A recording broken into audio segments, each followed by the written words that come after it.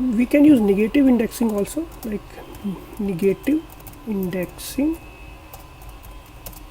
in strings. In negative indexing, I am copying this a hello Rahul.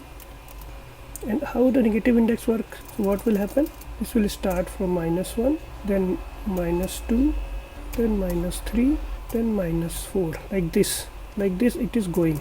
It will start from -1, -2, -3, -4. So how we write? Print a bracket. We want to print -1, and what will it will give to us? Giving us L. It is from last letter. It is starting from last. So -1. And what if we write -5? It is printing nothing, because -5 is smaller than -1. So we have to write it a different way, not like this. You have to write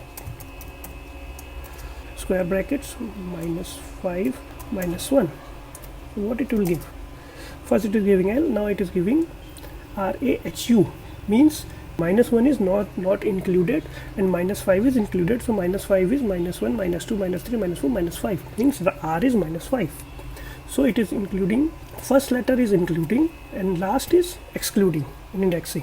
And if we print like if 2, then what will happen? Then it is again giving us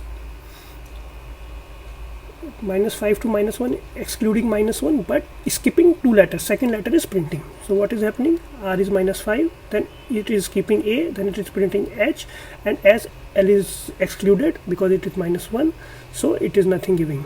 You can try yourself. You will get some more exciting result also. So try yourself. So please like my channel and subscribe to see more videos like this.